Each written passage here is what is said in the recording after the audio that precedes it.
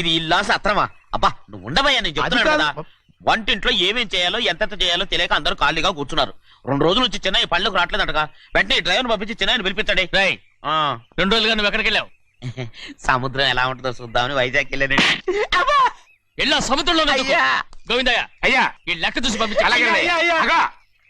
నీకు లెక్క చూసి కదా డబ్బులు ఇవ్వాలి. మరి ముందే అయ్యా అయ్యా అంటూ ముష్టోళ్ళగా చేయి చెప్తావిట్రా. నువ్వు ఎప్పుడు వచ్చావు, నీకు ఎంత ఇవ్వాలి చెప్పు. గుమ్మస్తా మీరా నేనండి. మీకు లెక్కలు తెలియకపోతే వెళ్ళి చిన్నయ్య గారిని అడగండి. ఏంట్రా డబ్బా ఇస్తున్నావా? నన్ను ఉద్యోగం అనేది వెళ్ళిపోమన్నారు కదా. అంటే ఏడుస్తావిట్రా. ఎక్కడికి వెళ్ళాలో ఎలా బతకాలో తెలియక ఏడుస్తుంటా. సరే సరే సరే ఏడో ఒక. ఇప్పుడు మా ఇల్లు చూసుకోవడానికి ఎవరు లేరురా. నా కూతురు కూడా ఇక్కడే పని చేస్తుంది. మరి నువ్వు మా ఇల్లు జాగ్రత్తగా చూసుకుంటావా? అలాగేనండి. ఈ ఉద్యోగం పర్మనెంట్ కదండి? అది నీ నరకం మీద ఆధారపడి ఉంటుంది. అంతే కదా, తప్పకండి. ఎలా అదేంట్రా తరాలు తగినట్టు నడుస్తున్నావు? బాలేదా? ఇంకోటి నడుస్తాను.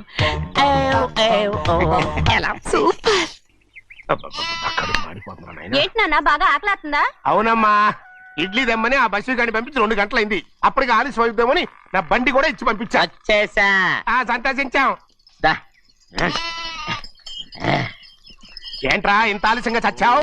మరి నేను నడిపించకరావద్దేంటి? అదే నేనైతే లగెత్తుకెళ్ళి లగెత్తుకు వచ్చేసేవాడిని. అంటే ఈ బండి నడపడం నీ చేత కదా? మరి ఎందుకు తీసుకెళ్ళట్టు? ఏమో మీరు తీసుకెళ్ళమన్నారు, కర్మ తీసుకెళ్ళాను. కర్మ. సర్లే ఆకలి చచ్చేట్టుగా ఉన్నా. ఇడ్లీలు ఎక్కడా? అదిగో మూటలో వచ్చేస్తున్నాయి. నోట్లో ఇడ్లీలు రావటం ఏంట్రా? ఒరే ఈయన నంబర్లే గానీ మూట దింపి ఇప్పి చూపించండి. అట్టగానండి. ఇన్ని ఇడ్లీలు తెచ్చావిడ్రా? మరి 494 రూపాయలకు ఆ మాత్రం ఇడ్లీలు రావేంటి? 494 రూపాయలకి ఇడ్లీలా? మరి అదే చెప్పడమేమో చెప్పేస్తారు, ఆ తర్వాత మర్చిపోతారు. మనీ నాగమణి. నాగమండి ఏంటండి? ఏంటంట? అప్పుడు మీ నాన్న నాతో ఏం చెప్పాడు? ఉండండి ఆలోచించుకుని చెప్తాను. ఏంటమ్మా ఫ్లాష్ బ్యాక్ వెళ్తున్నావా? అవును. బాబా ఆకలి వేస్తుందిరా. రామస్వామి హోటల్కి వెళ్ళి కాస్త తెచ్చిపెట్టు. నాకు కూడా ఆకలి ఎత్తుందండి. నువ్వేదైనా తిని నాకు మాత్రం ఒట్టి ఇడ్లీ పడరా. ఇదిగో ఈ నోటు ఎంతో తెలుసా? నేనేమన్నా తెలివి తక్కువ అనుకున్నారా? 500 నోటు. అబ్బో నువ్వే దీన్ని అచ్చుకుతున్నట్టుగా మాట్లాడుతున్నావే. చాలా ఆకలి వేస్తున్నాయి. బండేసుకెళ్ళి తొందర తీసుకురాపో. ఇదండి జరిగింది. చిల్లర లేదు కదా అని 500 రూపాయలు నోటు ఇచ్చి పంపిస్తే మొత్తం ఇడ్లీలు పట్టుకొస్తా ఉంటా. నీ నోట్స్ చెప్పు. ఆకలి వేసేస్తుందమ్మా. చట్నీ సాంబార్ ఇదిరా. ఇచ్చాడండి. ఇది నేనే వద్దన్నానండి. ఎందుకని? మరి అదే మళ్ళీ మర్చిపోయారు. నాగమణి మీ నాన్న నాతో ఏం చెప్పాడు?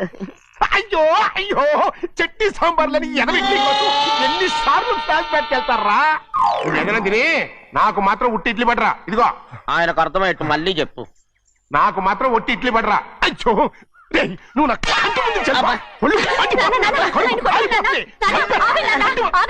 ఆయనతో పాటు నేను బయటకు వెళ్ళిపోతాను. ఎందుకంటే ఆయన నేను మీ దిక్కుమాలిన ప్రేమ కథ వినే ఓపిక ఎవ్వరికి లేదమ్మా. అయినా నువ్వు అనేదేముందిలే, అతను లేకుండా నేను బతకలేను అంటావు అంతే కదా? అయితే ఒక కండిషన్ రా. ఏంటి? నువ్వు చాలా తెలియగలవాడవని ఈ ప్రపంచానికి, నీ ముఖానికి ప్రపంచం దాకా ఎందుకు గాని ఈ ఊళ్ళో నిరూపించుకో. నా కూతురు నీకు ఇచ్చి పెళ్లి చేస్తా. వాకే వెరీ వీచి.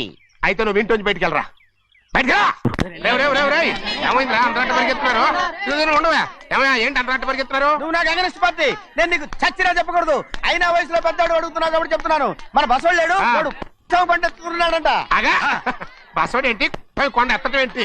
ఎగతాళిగా ఉందా? నేను ఎగతాళి చేయడం కాదండి, ఊరంతా పరిగెడుతున్నారు. పైగా 10 రూపాయలు టికెట్ అంట. బసవాడు కొండ తీసుకెళ్ళి చూపిస్తాను. నా కూతురు రా. ప్రశాంతంగా ఉండండి, ప్రశాంతంగా ఉండండి.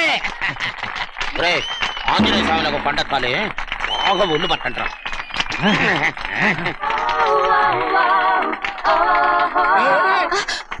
ఆడ కొండనెత్తపోతే నిన్నెత్తిపోతాడు. ఊరుకోండి కుమస్తా గారు, ఆడికి ఆ కొండనెత్తడం ఈజీ, దీన్ని కష్టం. వయసులో ఉన్న ఆడపిల్లని చూస్తే చాలు తలనేరిసినోడికి కూడా జోకులు వస్తాయి.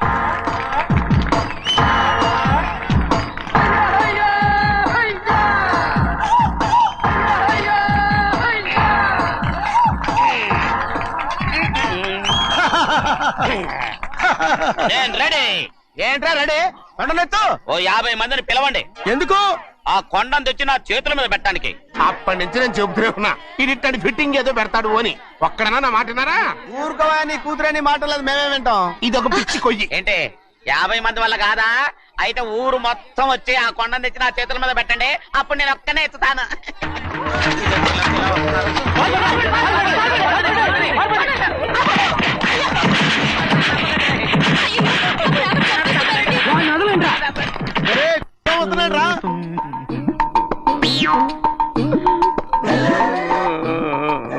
ఎందుకయ్యా అమాయకుడు పట్టుకుని అందరూ చిత్త కొడుతున్నారు? అమాయకుడా? వీడా? అవును. స్వామి స్వామి మా వారిని రక్షించినందుకు చాలా థ్యాంక్స్ అండి. ఇలారా ఏ స్కూల్లో చదువుతున్నారా? Coeducation. అదే కరెక్ట్.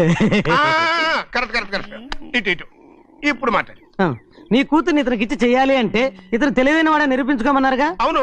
ఇప్పుడు నేను చెప్తున్నాను, ఇక్కడున్న మీ అందరికంటే ఇతనే తెలివైన. ఆంజనేయుడు తప్ప ఆ కొండను ఎవరైనా ఎత్తగలరా? చేయలేని దాన్ని చేయగలనని చెప్పి మీ అందరిని నమ్మించి ఇక్కడ తీసుకొచ్చాడే, ఇతను తెలివైనడు కదంటారా? ఇది తీవ్రంగా ఆలోచించవలసిన విషయం. కరెక్ట్. ఒక తెలివైన వాడే ఎదుటి వాళ్ళని తెలివి తక్కువ వాళ్ళని చేయగలడు. He's very bright. ఇప్పుడైనా ఒప్పుకుంటారా? ఒప్పుకున్నట్టే గుండె మీద చేసుకున్నాడు కనుక. స్వామీజీ స్వామీజీ మీ ఆశీర్వాదం ఉంటే వచ్చే వారం నేను నీళ్ల మీద నడుస్తాను, ఆపై వచ్చే వారం భూమి మీద ఈదుతాను. అలాగా? ఏది నీళ్ళల్లో నడు చూద్దాం. ఇక్కడ నీళ్లు లేవే. నువ్వు నీళ్ళలో నడుస్తావో నేల మీద ఎత్తావో నాకు అనవసరం. నా కూతురుతో నువ్వు సరిగ్గా నడుచుకుంటావా లేదా? స్వామీజీ చెప్తే నడుచుకుంటాను. స్వామిలాగా మాత్రం నడవకు. ఈ జన్మలో చస్తే నీకు పెళ్ళి అవుతుంది. చేతులు కలపచ్చుగా. భజన వాయించండి. వెళ్ళొస్తాను. ఏంట్రా? అది నా పెళ్ళం చెయ్యి. ఓ సారీ, నా చేతి కర్ర అనుకున్నాను. స్వామీజీ అంటే వీడు కర్రను వదిలేసి కన్నీ నెత్తికెళ్తున్నాడు. రండి. అయ్యయ్యో నా కాళ్ళు చేతులు ఆటలు లేసే. మీరెందుకు వచ్చారయ్య గారు? కబురు పెడితే నేనే వచ్చేదాన్నిగా. కూర్చోండి అయ్యా, కూర్చోండి. చిన్నయ్య టౌన్ కి వెళ్ళాడు, ఏదో కొట్లో పని చేస్తున్నాడు. దాన్ని ఎవడు మార్చగలడు? నేనేం వాడిని చూడటానికి రాలేదు, నిన్ను చూడటానికి వచ్చాను. అవును, వారం వారం డబ్బుల కోసం వచ్చేదానివి 2 వారాలుగా ఎందుకు రాలేదు? అయినా నా బాధ్యత నేను చెయ్యాలిగా. ఇదిగో తీసుకో. డబ్బొద్దండి. నీ మనవడిని నేను ఇంట్లోంచి తరిమేశాను వద్దంటున్నావా? ఇది నీ మనవడి కోసం కాదు, నీ కొడుకు కోసం నేను చెయ్యాల్సిన బాధ్యత. ఆనాడు ఊరంతా నా బిడ్డ తప్పు చేశాడన్నా, మీ మనసుకి మాత్రం తప్పు చేశాడనిపించలేదు. ఈ రోజు నా మనవడు కూడా ఏ తప్పు చేయలేదు. ఆ విషయం మీరు తెలుసుకుని వాడిని ఏ రోజు పనిలోకి రమ్మంటారో ఆ రోజే డబ్బు తీసుకుంటాను. నీ మనవడు చేసింది నేను కళ్ళారా చూశాను. దాని గురించి మాట్లాడాలంటే నాకే అసహ్యంగా ఉంది. డబ్బు తీసుకుంటావా లేదా? వద్దు బాబు. ఈ రోషమైన నాలో నేను చూస్తాను.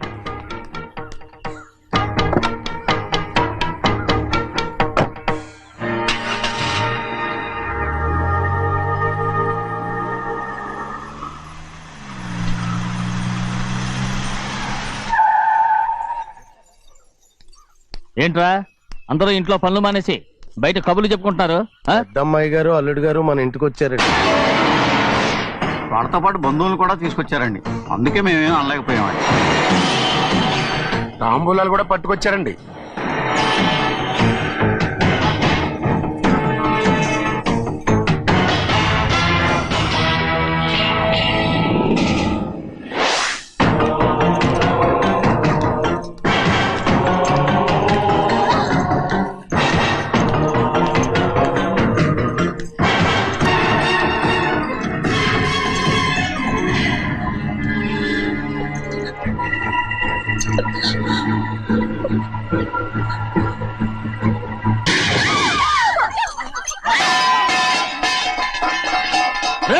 అయ్యా 15 ఏళ్ళైంది బంధాలు తెగిపోయి. ఎంత ధైర్యం ఉంటే మళ్ళీ ఈ ఇంట్లో అడుగు పెడతారు? ఎవరు రాయి గాడిదల్ని లోపల రానిచ్చింది? ముందు వీళ్ళందరినీ మెడబెట్టి బయటికి గెంటేయండి. నేనే వాళ్ళని రమ్మన్నాను. ఎందుకు రమ్మన్నావు? నా పెళ్లి గురించి మాట్లాడడానికి. నీ పెళ్లి గురించి మాట్లాడటానికి వాళ్ళెవరు? నా తోడ పుట్టింది మీ కన్న కూతురు. దాని మెడలో తాళి పండే రోజునే ఆ వర్షం మారిపోయింది. తాళి కట్టించుకుని వేరే ఇంటికి వెళ్ళినంత మాత్రాన మీ కూతురు కాకుండా పోతుందా? ఈ విత్తనవాదం వద్దు. రమ్మని చెప్పి నువ్వే వాళ్ళని పంపని చెప్పు. అంత కాని పని మేమేం చేశాం బావా? ఇంకోసారి బావాలంటే మర్యాద తక్కదు. మీ చిన్న కూతురు పరుగు పోయినప్పుడు ఏమైందో ఈ మర్యాద? అది నా సొంత విషయం రా. నాకు సొంత విషయమే. ఏంటో నీ సొంత విషయం? అక్కడ నిలబడింది అది నా అక్క కూతురు, చేసుకునే హక్కు నాకుంది. అందుకే పిల్లని అడగడానికి వచ్చాం. చెప్పు తీసుకొడతాను. మీ అక్క పోయిన రోజునే ఆ బంధాలు తెగిపోయాయి. నా కూతుర్ని ఎవరికి కట్టబెట్టాలో నాకు బాగా తెలుసు. కానీ నా పెళ్లికి నా ఇష్టం కూడా ఉండాలి నాన్న. ఓహో, వీడిని ఇష్టపడ్డావన్నమాట పెళ్లి చేసుకోవటానికి? కాదు, తల్లి ప్రేమకి ఎలాగో నోచుకోలేకపోయాను. అట్లీస్ట్ ఆ ఇంటికి కోడలుగా వెళ్ళి అక్కలోనైనా అమ్మని చూసుకుందామని ఆశపడ్డాను. నీ ఆశ నే బతుకున్నంత కాలం తీరదు. ఎందుకు తీరదు? నా పెళ్లికి మీ అనుమతి అవసరం లేదు. నేనిప్పుడు మేజర్ని. ఎవరితో మాట్లాడుతున్నావే? ఆయన మనకు జన్మనిచ్చిన తండ్రి. ఆయనకిష్టం లేకుండా నీ పెళ్లి జరిగిపోతుంది అనుకుంటున్నావా? నువ్వు మేజర్ని అంటున్నావే. ఇంతవరకు నిన్ను చదివించి పెద్దదాన్ని చేసింది ఎవరు? విదేశాల్లో చదివినంత మాత్రాన నోటికొచ్చినట్టు మాట్లాడతావా?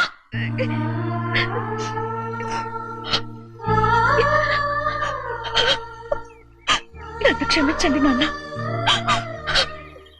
ఎలాగైనా మన కుటుంబం కలవాలనే ఆశతో దాని మాటలు వినే ఇక్కడికి వచ్చాం.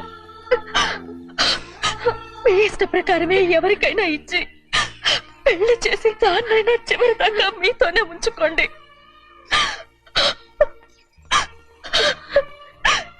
వెళ్ళొస్తానన్నా. ఎందుకు వదినా వెళ్ళొస్తామని చెప్తున్నావు? ఈ జన్మలో ఇక్కడికి రాలేమని తెలిపోయింది కదా, వెళ్తామని చెప్పు.